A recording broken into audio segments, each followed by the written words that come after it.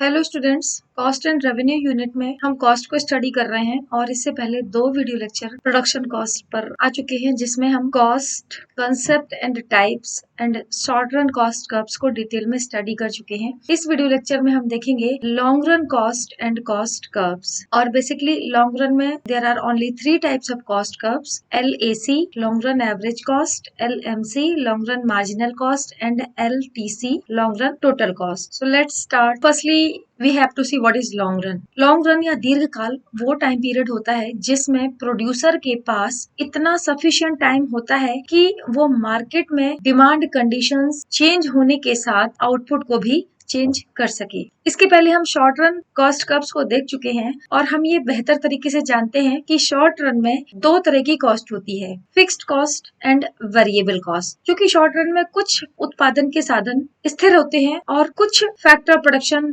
Variable होते हैं और इन्हीं वेरिएबल फैक्टर ऑफ प्रोडक्शन को चेंज करके उत्पादन को प्रोड्यूसर घटाने और बढ़ाने का प्रयास करता है। बट लॉन्ग रन में इतना सफिशिएंट टाइम होता है प्रोड्यूसर के पास कि फिक्स्ड फैक्टर में चेंज होने के साथ साथ वो वेरिएबल फैक्टर्स को भी चेंज कर देता है और इस तरीके से लॉन्ग रन में सारे फैक्टर्स वेरिएबल फैक्टर्स होते हैं, मींस केवल वेरिएबल कॉस्ट ही होती है। So duration in long run is so large that the firm can change the size and scale of the plant to fulfill the changed market conditions. Market में demand के increase और decrease होने पर firm के पास इतना sufficient time रहता है long run में कि वह प्लांट के साइज एंड स्केल को कम्प्लीटली चेंज कर सकता है। स्केल का मतलब होता है पैमाना। इट मीन्स उत्पादन बढ़ाने के लिए सभी फैक्टर ऑफ प्रोडक्शन में एक ही प्रोपोर्शन में चेंज करना। और दीर्घकाल में जब कोई उत्पादक उत्पादन को बढ़ाना चाहता है तो वह सभी फैक्टर ऑफ प्रोडक्शन में समान रेशियो में चेंज करता है और इसीलिए स्केल ऑफ प्रोडक्शन चेंज हो जाता है। जबकि शॉर्ट रन में फिक्स्ड फैक्टर अनचेंज रहते हैं और वेरिएबल फैक्टर्स में ही चेंज आता है और इसीलिए फिक्स्ड एंड वेरिएबल फैक्टर्स का प्रोपोर्शन चेंज हो जाता है, अनुपात चेंज हो जाता है। इसीलिए शॉर्ट रन में cost curves law of variable proportion परिवर्तनशील अनुपातों के नियम के आधार पर निर्धारित होते हैं। बट लॉन्ग रन में प्रोड्यूसर प्लांट के स्केल एंड साइज को चेंज करके मिनिमम कॉस्ट पर उत्पादन या आउटपुट को प्रोड्यूस करने का प्रयास करता है। In the long run all factors of production are variable, hence all cost are variable cost, there is no fixed cost. तो जैसा मैंने बताया कि लॉन्ग रन में सभी साधन परिवर्तनशील हो जाते हैं। प्रोड्यूसर सभी फैक्टर ऑफ प्रोडक्शन को इंक्रीज और डिक्रीज कर सकता है अकॉर्डिंगली चेंज्ड मार्केट डिमांड और इसीलिए लॉन्ग रन में सभी कॉस्ट वेरिएबल कॉस्ट ही होती हैं। फिक्स्ड कॉस्ट एग्जिस्ट नहीं करती हैं और इसीलिए केवल 3 ही तरह के कर्व हमें लॉन्ग रन में देखने को मिलते हैं, long run average cost curve, long run marginal cost curve and long run total cost curve. Long run cost are known as planning cost as the firm has to plan its future expansion of output. Long run cost को planning cost भी कहा जाता है, नियोजन लागत, क्योंकि firm future में अपने आउटपुट को इनहेंस करने के लिए, एक्सपेंड करने के लिए लॉन्ग रन में आने वाली कॉस्ट के अनुसार प्लान करता है। The long run cost curves are determined by the laws of return to scale. जैसा कि मैंने आपको बताया कि शॉर्ट रन कॉस्ट कर्व का shape law of variable proportion से डिटरमाइंड होता है, मींस परिवर्तनशील अनुपातों के नियम के द्वारा अल्पकालीन लागत वक्रों का शेप निर्धारित होता है। जबकि लॉन्ग रन कॉस्ट कर्व का shape laws of return to scale पैमाने के प्रतिफल के नियम के द्वारा डिटरमाइंड होता है। As the scale of production is changed as output changed, क्योंकि लॉन्ग रन में स्केल ऑफ प्रोडक्शन चेंज हो जाता है, मींस सभी साधन एक साथ चेंज हो जाते हैं जैसे जैसे आउटपुट चेंज किया जाता है। मींस आउटपुट चेंज करने के साथ स्केल ऑफ प्रोडक्शन चेंज हो जाता है और इसीलिए लॉन्ग रन कॉस्ट कर्व को laws of return to scale determined होते हैं। ये हिंदी में सेम चीज दी हुई है। दीर्घकाल में औसत लागत वक्र उत्पादन की विभिन्न मात्राओं की न्यूनतम संभव लागत होती है, means minimum possible cost per long run में प्रोड्यूसर आउटपुट को प्रोड्यूस करता है। फर्म का प्लांट चेंज हो जाता है, साइज चेंज हो जाता है। इस कर्व को आवरण वक्र भी कहते हैं क्योंकि यह अल्पकालीन लागत वक्रों को घेरता है। इसको हम नेक्स्ट स्लाइड में देखेंगे कि इसका क्या मीनिंग है। अब as we know long run cost curve का shape laws of return to scale पैमाने के प्रतिफल के नियम के द्वारा डिटरमाइंड होता है। तो लॉन्ग रन कॉस्ट कर्व को देखने के पहले हम पैमाने के प्रतिफल के नियम को जानना जरूरी है। Returns to scale refers to the change change in optimum cost of production when the scale of plant is changed and comprises of। इसका मतलब है अगर एक प्रोड्यूसर शॉर्ट रन में SAC1 कर पर OQ आउटपुट को OC कॉस्ट पर प्रोड्यूस कर रहा है और अब अगर मार्केट डिमांड चेंज होती है तो लॉन्ग रन में उसके प्रोडक्ट का डिमांड बढ़ करके OQ1 हो जाने पर इसी कॉस्ट कर पर इस उत्पादन को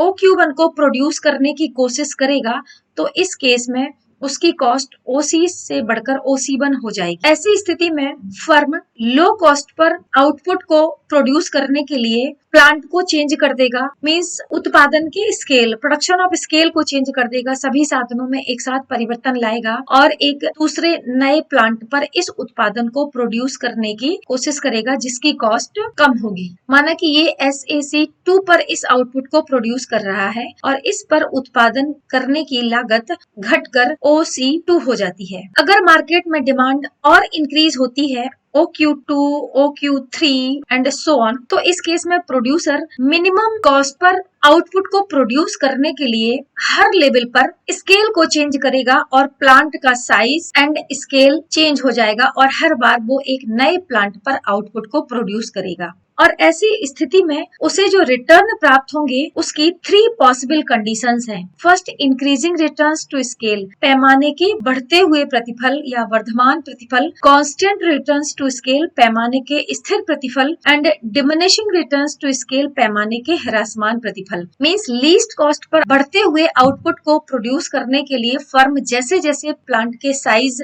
एंड प्रोडक्शन ऑफ स्केल, उत्पादन के पैमाने को बदलेगी तो फर्स्टली उसे उत्पादन के बढ़ते हुए प्रतिफल प्राप्त होंगे। Means when the optimum cost decrease with an increase in scale, means जैसे जैसे प्रोड्यूसर स्केल को बढ़ाएगा तो फर्म के एक्सपेंशन के कारण, उत्पादन में वृद्धि के कारण उसे कुछ बचत प्राप्त होगी जिसे इकोनॉमीज ऑफ स्केल कहते हैं। और उन बचतों के कारण, इकोनॉमीज ऑफ स्केल के कारण फर्म का कॉस्ट प्रोडक्शन इंक्रीज होने के साथ साथ कम हो जाएगा और इसीलिए next cost curve first curve के नीचे जाएगा।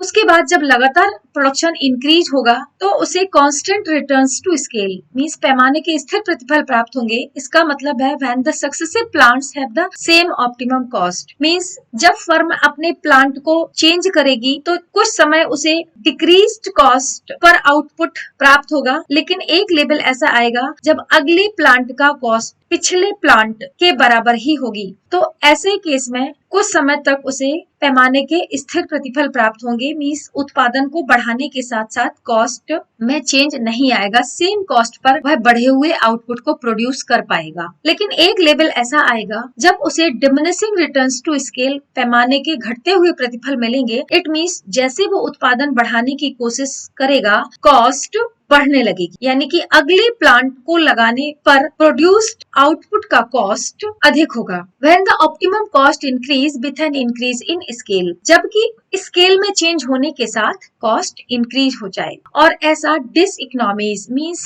बढ़ते हुए उत्पादन में होने वाली हानियों के कारण होता है। तो हम कह सकते हैं कि पैमाने के प्रतिफल के नियम या laws of return to scale हमें ये बताते हैं कि जैसे जैसे इंक्रीज्ड आउटपुट को प्रोड्यूस करने के लिए फर्म अपने स्केल ऑफ प्रोडक्शन को चेंज करती है, प्लांट के साइज को चेंज करती है, स्टार्टिंग में उसे बढ़ते हुए प्रतिफल यानी कि घटती हुई कॉस्ट पर आउटपुट मिलता है। कुछ समय बाद उसे constant returns to scale means स्थिर प्रतिफल प्राप्त होने लगते हैं और फाइनली जब और अधिक उत्पादन को बढ़ाने के लिए प्लांट के साइज और स्केल को चेंज किया जाता है तो उसे पैमाने के घटते हुए प्रतिफल मिलने लगते हैं। बढ़ते हुए प्रतिफल बचतों के कारण मिलते हैं, मींस इकोनॉमीज ऑफ स्केल के कारण बढ़ते हुए प्रतिफल मिलते हैं। एंड डिसइकोनॉमीज ऑफ स्केल यानी कि बड़े पैमाने पर उत्पादन से होने वाली हानियों के कारण घटते हुए प्रतिफल प्राप्त होने लगते हैं। तो हम कह सकते हैं economies lower per unit cost as output increase, कि इकोनॉमीज या बचतें आउटपुट इंक्रीज होने के साथ per unit cost means average cost को रिड्यूस कर देती हैं, जबकि डिसइकोनॉमीज या हानियां is higher per unit cost as output increases, जैसे जैसे उत्पादन को बढ़ाया जाता है पर यूनिट एवरेज कॉस्ट डिसइकोनॉमीज या हानियों के कारण बढ़ जाती है और ये इकोनॉमीज एंड डिस इकोनॉमीज बचत और अबचत अथवा हानियां can be internal and external, आंतरिक और बाह्य दो तरह की हो सकती हैं। In short we can say जब कोई फर्म इंक्रीज्ड आउटपुट को प्रोड्यूस करने के लिए स्केल को चेंज करता है तो बड़े पैमाने पर उत्पादन करने के कारण फर्म को या प्रोड्यूसर को कुछ लाभ और कुछ हानि प्राप्त होते हैं। जो लाभ प्राप्त होते हैं वो पर यूनिट कॉस्ट को कम कर देते हैं और बड़े पैमाने पर होने वाले उत्पादन के कारण जो हानियां या डिसइकोनॉमीज ऑफ स्केल होती हैं उनके कारण कॉस्ट बढ़ जाती है और इसीलिए long run cost curve starting में डिक्रीज होने के बाद कुछ दूरी तक कांस्टेंट रहता है और उसके बाद इंक्रीज होने लगता है। तो अब हम देखेंगे कि वो internal and external economies and this economies क्या क्या है, मीन्स आंतरिक और बाह्य लाभ या बचत और हानियां क्या है जिसके कारण कॉस्ट कर्व का शेप डिटरमाइंड होता है। तो पहले हम देखेंगे इंटरनल इकोनॉमीज मीन्स आंतरिक बचत। इंटरनल इकोनॉमीज का मतलब होता है कि जब फर्म अपने आउटपुट को इंक्रीज करता है तो उसके कारण उसको जो बचत प्राप्त होती है जो केवल उसी फर्म या उसी प्रोड्यूसर को प्राप्त होती है वो इंटरनल इकोनॉमीज या आंतरिक बचत कहलाती है। और इसकी जो मेन रीजन है वो है पहला स्पेशलाइजेशन, बड़े पैमाने पर उत्पादन में स्पेशलाइजेशन आता है। विशिष्ट तरह के टेक्निक्स, टूल्स, मशीनरीज, वर्कर्स का प्रयोग करने से कॉस्ट कम आती है। डिवीजन ऑफ लेबर, श्रम विभाजन या कार्य का बंटवारा, जब लार्ज स्केल पर प्रोडक्शन होता है तो उस पर स्पेसिफाइड वर्कर स्पेसिफिक काम को परफॉर्म करते हैं और जिसके कारण कॉस्ट कम हो जाती है, वो कम समय में बेहतर तरीके से अपने कार्य को कर सकते हैं। Next, choice of more suitable inputs, means जो इनपुट्स या साधन प्रयोग किए जा रहे हैं वो भी अधिक सुटेबल होते हैं या कॉस्ट रिड्यूसिंग इनपुट्स को यूज किया जाता है। चॉइस ऑफ टेक्नोलॉजी, किसी पर्टिकुलर आउटपुट को प्रोड्यूस करने के लिए मार्केट में जो टेक्नोलॉजी अवेलेबल है, लॉन्ग रन में प्रोड्यूसर उस टेक्नोलॉजी या टेक्निक को चूज करने के लिए फ्री होता है और इसीलिए जो बेस्ट टेक्नोलॉजी होती है जिससे कॉस्ट को घटाया जा सके उस टेक्नोलॉजी को वो चुनता है। Next, benefits of large scale production, बड़े पैमाने पर उत्पादन से होने वाले लाभ प्रोड्यूसर को प्राप्त हो जाते हैं। Managerial and supervisory economies, means बड़े पैमाने पर जब उत्पादन बढ़ाया जाता है तो फैक्टर ऑफ प्रोडक्शन को तो इंक्रीज्ड आउटपुट के अकॉर्डिंग बढ़ाना होता है। मींस अगर आप 10 यूनिट प्रोड्यूस कर रहे हैं तो आपका कॉस्ट अगर यहाँ पर आ रहा है तो अगर आप 20 यूनिट प्रोड्यूस करेंगे तो कॉस्ट भी आपकी बढ़ जाएगी। बट मैनेजर एंड सुपरवाइजर्स को नहीं बढ़ाया जाता है और इसीलिए यहाँ पर आंतरिक बचत प्राप्त होती है। तो ये कुछ ऐसे रीजन है जिनके कारण फर्म को आंतरिक रूप से उत्पादन बढ़ाने के कारण बचत प्राप्त होती है। Now we will see external economies, means बाह्य रूप से प्राप्त होने वाली बचत। जब किसी पर्टिकुलर कमोडिटी को बनाने वाली इंडस्ट्री का एक्सपेंशन होता है, यानी कि बड़े पैमाने पर फर्म्स एक्सपेंड करती हैं, मार्केट साइज बढ़ जाता है, तो इसके कारण उस इंडस्ट्री में कार्य करने वाले सभी फर्म्स को कुछ बेनिफिट या लाभ या इकोनॉमीज प्राप्त होती है। उन इकोनॉमीज को एक्सटर्नल इकोनॉमीज या बाह्य बचत कहते हैं। ये किसी फर्म की अपनी आंतरिक कुशलता के कारण या सेल्फ एफिशिएंसी के कारण नहीं, वरन लार्ज स्केल पर इंडस्ट्रियल एक्सपेंशन के कारण सभी फर्म्स को ये बेनिफिट प्राप्त होते हैं, जिन्हें एक्सटर्नल इकोनॉमीज कहा जाता है। और इसके मेन रीजन है फर्स्ट, टेक्निकल एडवांसमेंट, मींस जब भी कोई इंडस्ट्री ग्रो करती है तो day by day technological enhancement होने लगता है, नई नई टेक्नोलॉजी मार्केट में आती है और टेक्नोलॉजी का मेन फोकस कॉस्ट रिड्यूस करने पर होता है। तो जब सभी फर्म उस बेहतर तकनीकी का प्रयोग करेंगी तो फर्म की कॉस्ट कम हो जाएगी। Second, growth of ancillary industries, means किसी खास उद्योग से संबंधित सहायक उद्योग हैं, जब वो डेवलप होते हैं तो उसके डेवलप होने से भी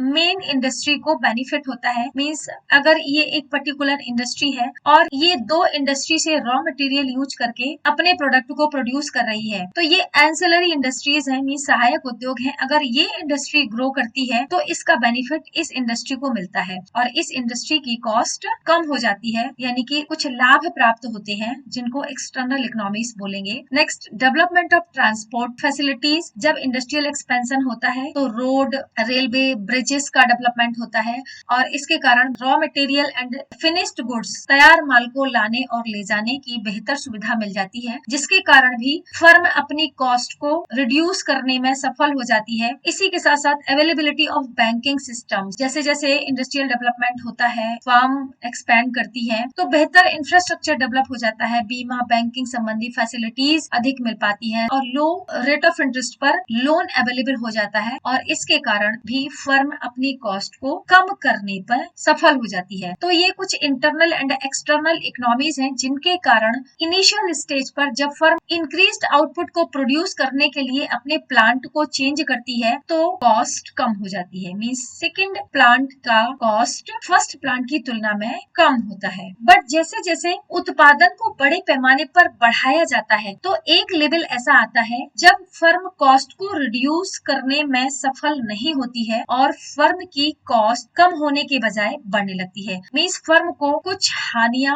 प्राप्त होने लगती हैं और ये हानियां या डिसइकोनॉमीज भी दो तरह की होती हैं, internal and external. So now we will see internal diseconomies. Means जब फर्म बड़े पैमाने पर अपने साइज को इंक्रीज करती है, स्केल को लगातार चेंज करती है तो कुछ ऐसे रीजन है जिनके कारण उसे हानि होने लगती है जो उसकी कॉस्ट को ऊपर ले जाते हैं, जिसमें से पहला फैक्टर है एग्जॉशन मींस थकावट। जैसे जैसे फर्म अपना साइज इंक्रीज करती है तो एक लेवल ऐसा आता है जिसमें फर्म और अधिक आउटपुट को प्रोड्यूस करने में सक्षम नहीं होती है। फर्म के वर्कर्स, मैनेजर्स, सुपरवाइजर्स या जो भी वर्किंग स्टाफ है वो बहुत ज्यादा इंटरेस्टेड नहीं रहता है फर्म के साइज को एक्सपेंड करने में, क्योंकि जिस अनुपात में स्केल चेंज करने के लिए फैक्टर ऑफ प्रोडक्शन को बढ़ाया जाता है उस प्रोपोर्शन में man power means workers, managers and supervisors आदि को बढ़ाया नहीं जाता है और जिसके कारण वो एग्जॉस्ट हो जाते हैं और डिक्रीजिंग रिटर्न्स यानी कि घटते हुए प्रतिफल प्राप्त होते हैं। डिफिकल्टीज इन मैनेजमेंट, सेम बात यहाँ पर भी लागू होती है कि जैसे जैसे साइज इंक्रीज होता चला जाता है बड़े प्रोजेक्ट को, लार्ज लेवल ऑफ प्रोडक्शन को मैनेज करना टफ हो जाता है।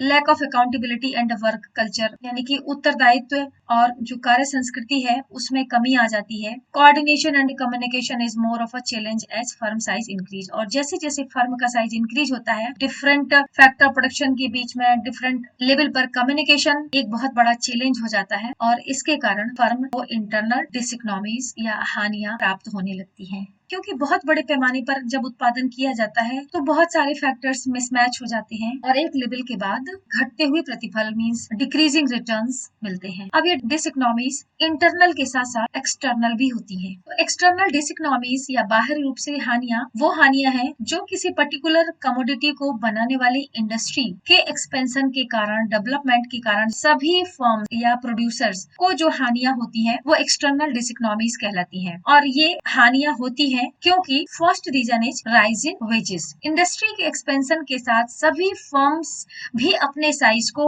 इंक्रीज करती हैं और जैसे जैसे फर्म अपने साइज को इंक्रीज करती है वैसे वैसे उसे लेबर की डिमांड बढ़ जाती है। चूंकि फैक्टर ऑफ प्रोडक्शन लिमिटेड होते हैं तो लेबर सप्लाई उस प्रोपोर्शन में चेंज नहीं होती है जिस हिसाब से इनकी डिमांड इंक्रीज होती है और इसी के कारण इनकी मजदूरी मींस वेजेस बढ़ जाती है। Next, rise in input prices means जब इंडस्ट्री एक्सपैंड करती है, सभी फर्म्स अपने साइज को बढ़ाती हैं तो वो किसी वस्तु के उत्पादन में प्रयुक्त सभी इनपुट्स की डिमांड बढ़ा देती है। मींस रॉ मटेरियल का डिमांड बढ़ जाएगा, स्किल्ड वर्कर्स का डिमांड बढ़ जाएगा, लैंड की डिमांड बढ़ने के कारण रेंट बढ़ जाएगा, इसी तरह से कैपिटल का ज्यादा यूज होगा तो रेट ऑफ इंटरेस्ट बढ़ सकता है। तो सभी साधनों की प्राइस बढ़ जाएगी और जिसके कारण सभी फर्म्स की कॉस्ट बढ़ जाएगी और कॉस्ट बढ़ने के कारण डिसइकोनॉमीज प्राप्त होगी। थर्ड है बड़े पैमाने पर इंडस्ट्रियल डेवलपमेंट या एक्सपेंशन के कारण different types of pollution, air pollution, water pollution, soil pollution जैसी प्रॉब्लम्स बढ़ती चली जाएंगी और उसके कारण गवर्नमेंट के द्वारा अनेक रूल्स एंड ऐसे रेगुलेशंस बनाए जाएंगे जिससे इंडस्ट्री को अपना वेस्ट डिस्पोज और पोल्यूशन इत्यादि को मैनेज करने के लिए कुछ एक्स्ट्रा खर्चे करने होंगे और फर्म की कॉस्ट बढ़ जाएगी। तो ये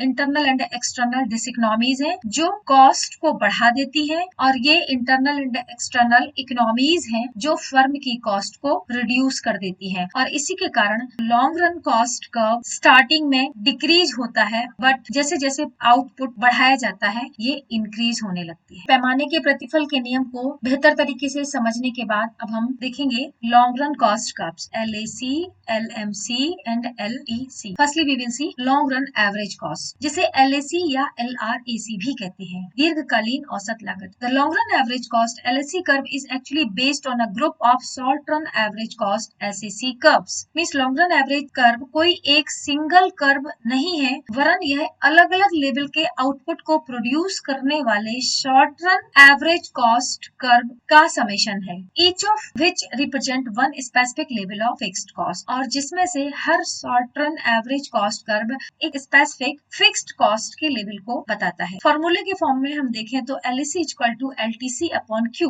means certain level of output को, एक निश्चित उत्पादन की मात्रा को प्रोड्यूस करने के लिए जो भी टोटल कॉस्ट आता है उसको Q से डिवाइड करने पर long run per unit average cost या दीर्घकालीन प्रति इकाई लागत LAC को प्राप्त किया जा सकता है। LAC को इस फिगर के माध्यम से समझ सकते हैं। एक्स अक्ष पर आउटपुट लिया गया है एंड वाई अक्ष पर average cost point of origin. तो जैसा कि हमने देखा कि LAC कर्व एक्चुअली कई सारे SAC कर्व्स पर बेस्ड होता है। तो इस फिगर में ये एक SAC कर्व है जो इस लेवल ऑफ आउटपुट को प्रोड्यूस कर रहा है OQ, और इसको प्रोड्यूस करने की कॉस्ट OC है। अब अगर फर्म अपने उत्पादन को बढ़ा करके OQ1 करना चाहती है तो ऐसी स्थिति में अगर ये SAC1 पर ही बढ़े हुए आउटपुट को प्रोड्यूस करेगी तो इस केस में कॉस्ट OC1 होगी, यानी कि कॉस्ट बढ़ जाएगी। तो फर्म इस प्लांट पर काम करने के बजाय प्लांट के साइज को चेंज कर देगा, मीन सभी साधनों में एक साथ चेंज करके स्केल ऑफ प्रोडक्शन को चेंज कर देगा, जिससे इस बढ़े हुए आउटपुट को वो इस SAC यानी कि short run average cost curve पर F पॉइंट पर प्रोड्यूस कर पाएगा, और इसकी कॉस्ट OC होगी, यानी कि OQ1 आउटपुट को वो OC1 कॉस्ट पर प्रोड्यूस कर लेगा। इन द सेम वे अगर प्रोड्यूसर अपने उत्पादन को OQ1 से बढ़ाकर OQ2 करना चाहता है तो इस केस में SAC2 कर्व पर इस पॉइंट पर इस आउटपुट को प्रोड्यूस करेगा तो इसकी कॉस्ट OC1 है, लेकिन SAC2 कर्व पर इस आउटपुट को प्रोड्यूस करने के बजाय वह स्केल ऑफ प्रोडक्शन को चेंज करके वह एक नए प्लांट पर काम करेगा जिस पर एवरेज कॉस्ट कर्व SAC3 होगा, और इस SAC3 कर्व पर वह इस बढ़े हुए आउटपुट को प्रोड्यूस करेगा जो इसी पॉइंट पर माना E पर SAC2 कर्व को इंटरसेक्ट करेगा और कॉस्ट सेम होगी। मींस SAC2 एंड SAC3 दोनों ही कर्व पर OQ2 आउटपुट को प्रोड्यूस करने का कॉस्ट OC है, बट वो SAC3 पर इस आउटपुट को प्रोड्यूस करेगा क्योंकि इस केस में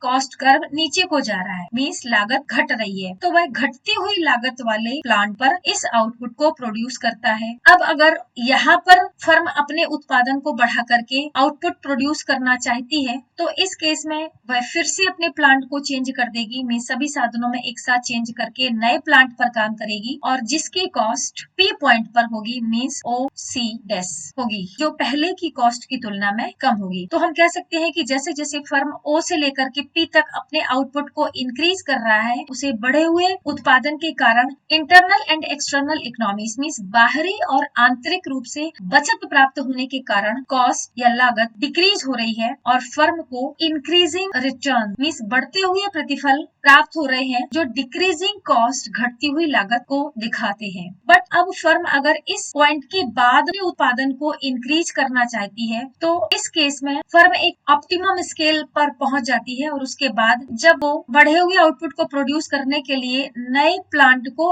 अडॉप्ट करती है, SAC5 पर आ जाती है, तो इस पर इस बढ़े हुए आउटपुट माना कि ये वाला पॉइंट है, तो यहाँ पर आउटपुट प्रोड्यूस करने के लिए उसकी कॉस्ट बढ़ने लगती है, OC डैश से OC डबल डैश हो जाती है, और ऐसा इंटरनल एंड एक्सटर्नल डिसइकोनॉमीज आंतरिक और बाह्य अबचतों या हानियों के कारण होता है, जो बड़े पैमाने पर होने वाली इंडस्ट्रियल एक्सपेंशन के कारण सभी फर्म्स या सभी प्रोड्यूसर्स की कॉस्ट को बढ़ा देते हैं, और इस तरीके से as output increase SAC curve will also be increased. तो ये डिफरेंट SAC कर्व हैं जो अलग अलग plant and scale of production को दिखा रहे हैं, जिन पर फर्म एक्चुअली में आउटपुट को प्रोड्यूस करती है। अब इन सभी SAC कर्व के ऑप्टिमम कॉस्ट के पॉइंट्स को मिला दिया जाए तो जो कर्व तैयार होता है वो long run average cost curve कहलाता है। मींस ये सारे पॉइंट्स को मिलाते हुए जो कर्व बनता है वो लॉन्ग रन एवरेज कॉस्ट कहलाता है। इसको हम ऐसे देख सकते हैं, ये SAC कर्व 1, 2 एंड 3, ये इसका पॉइंट है, ये इसका पॉइंट और ये इसका पॉइंट है, जिस पर फर्म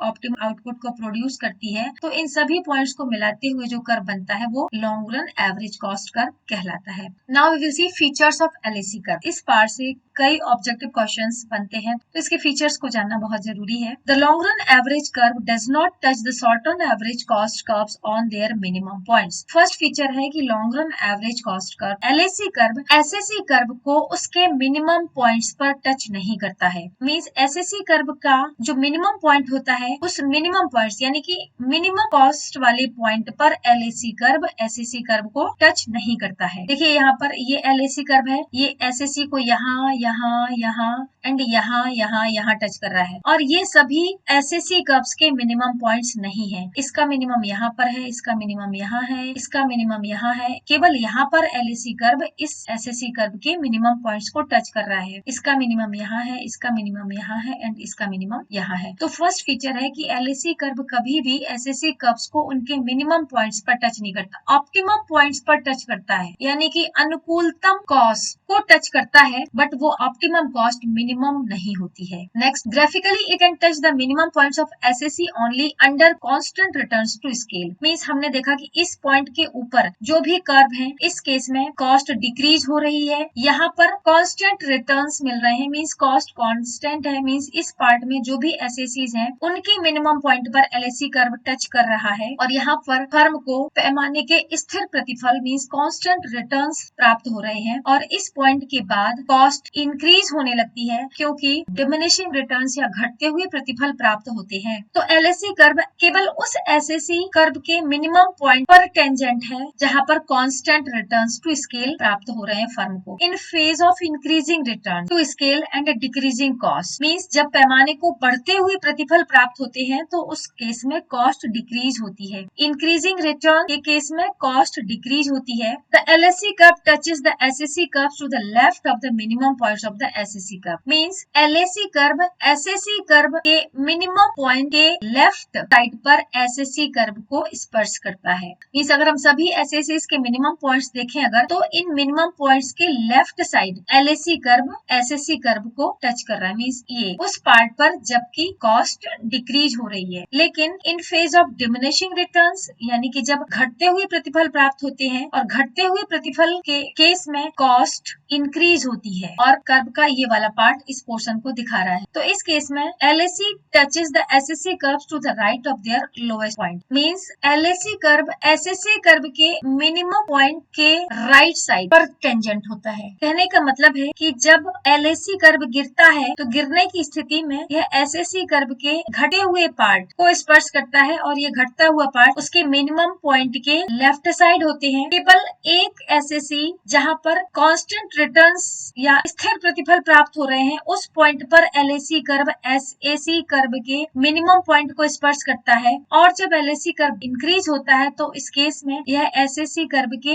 इंक्रीजिंग पार्ट को टच करता है। मींस अल्पकालीन वक्रों के उन पॉइंट्स पर टच करता है जहां पर लागत बढ़ रही होती है। तो ये एलएसी कर्व के मेन फीचर्स हैं। The LAC is therefore not the locus of lowest points of SSC. LAC curve सभी एसएसी कर्व को उनके मिनिमम पॉइंट्स पर स्पर्श या टच नहीं करता है। The LAC is also known as the envelope curve और प्लांट कर्व। चूंकि एलएसी कर्व अलग अलग प्लांट्स पर आने वाली एसएसी को जोड़ करके बनता है, इसीलिए इसे प्लांट कर्व भी कहते हैं, और सभी एसएसी को यह नीचे से कवर कर लेता है, तो इसीलिए इसे एनवेलप कर्व या आवरण वक्र भी कहते हैं। तो एलएसी कर्व के कई नाम है, envelope curve, plant curve, planning curve. Now we will see long run marginal cost LMC. LMC curve का शेप एलएसी के अकॉर्डिंगली स्टार्टिंग में डिक्रीज होते हुए फिर इंक्रीज शेप में होता है। मींस पहले जैसे जैसे एलएसी गिरता है एसएमसी भी गिरता है, और एक पॉइंट के बाद एलएसी के मिनिमम पॉइंट पर एलएमसी नीचे से आकर के इसको इंटरसेक्ट करता है, और इस पॉइंट के बाद जब एलएसी बढ़ने लगता है मींस फर्म को हानियां प्राप्त होने लगती है इंटरनल एंड एक्सटर्नल, तो उस केस में एलएसी बढ़ता है तो एलएमसी भी उससे तेजी से ऊपर को बढ़ता है। ये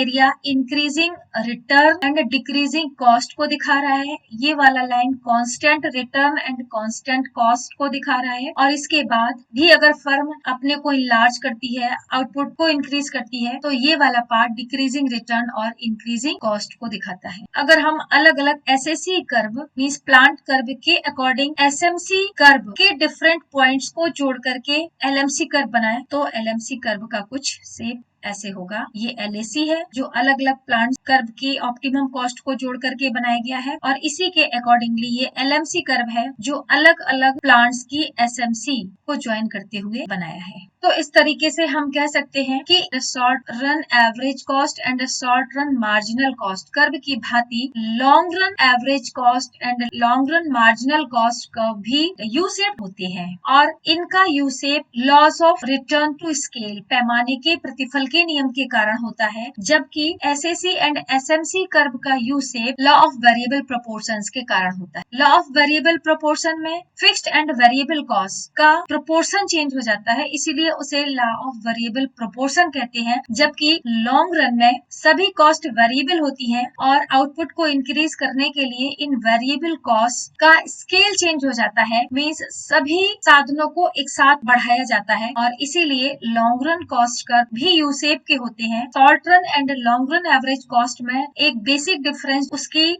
स्टीपनेस को लेकर के है। एसएसी एंड एसएमसी इस तरह के होते हैं, जबकि LAC and LMC short run curve की तुलना में अधिक फ्लैटर होते हैं। तो ये हमने एलएसी एंड एलएमसी को डिटेल में स्टडी किया। Now we will see long run total cost LTC और एलआरटीसी। मींस एक सर्टेन लेवल ऑफ आउटपुट को लॉन्ग रन में प्रोड्यूस करने के लिए जो भी खर्च आता है वो एलटीसी टोटल कॉस्ट कहलाता है। Long run total cost refers to the minimum cost of production. दीर्घकालीन कुल लागत मिनिमम कॉस्ट ऑफ प्रोडक्शन को बताता है, मींस फर्म उस लेवल पर आउटपुट को प्रोड्यूस करेगा जिस पर कॉस्ट मिनिमम या लीस्ट है। Thus it can be less than और equal to the short run average cost at different level of output but never greater. इसका मतलब है क्योंकि ये मिनिमम कॉस्ट ऑफ प्रोडक्शन है, तो इसीलिए हर लेवल पर ये शॉर्ट रन टोटल कॉस्ट के बराबर या उससे कम होगी, बट कभी उससे अधिक नहीं हो सकती, क्योंकि long run total cost curve भी शॉर्ट रन टोटल कॉस्ट के समेशन से ही बनता है। तो ये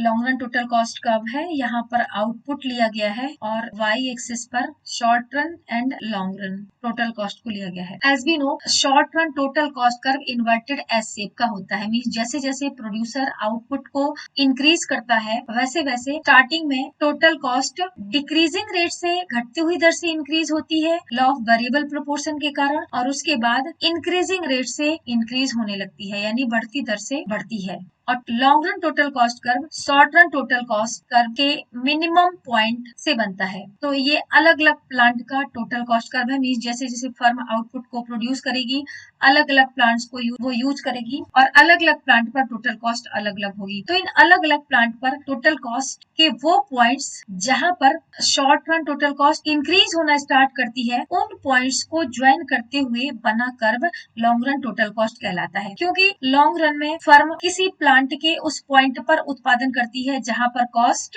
कम होती है, गिर रही होती है, इंक्रीज नहीं होती है। तो एसटीसी में ये वो पॉइंट्स है जहां पर कॉस्ट घटती हुई दर से बढ़ रही है, और इस पॉइंट्स के बाद कर्व में एक टर्न आता है और कॉस्ट बढ़ती हुई दर से बढ़ने लगती है, और जैसे ही कॉस्ट बढ़ने लगती है फर्म अपने प्लांट के साइज को चेंज कर देता है, और इसीलिए short run total cost curve के इन पॉइंट्स जहां से कॉस्ट इंक्रीज होने लगती है वो मिलाकर बनने वाला curve long run total cost curve कहलाता है। तो एलटीसी का शेप इस तरीके से होता है। तो इस वीडियो लेक्चर में हमने देखा कि लॉन्ग रन क्या होता है। Long run cost curve U shape के होते हैं, इन्हें प्लानिंग कर्व, एनवेलप कर्व या आवरण कर्व और प्लांट कर्व के नाम से जाना जाता है। इनका shape law of returns to scale पैमाने के प्रतिफल के नियम के द्वारा निर्धारित होता है, और लॉन्ग रन एवरेज कॉस्ट किसी भी आउटपुट को प्रोड्यूस करने की मिनिमम कॉस्ट होती है। एलएसी कर्व डिफरेंट एसएसी को जोड़ करके बनता है, लेकिन ये एसएसी के मिनिमम पॉइंट्स पर स्पर्श नहीं करता है, बट केवल एक एसएसी कर्व ऐसा है जिसके मिनिमम पॉइंट पर एलएसी स्पर्श होकर के गुजरता है। बाकी इसके पहले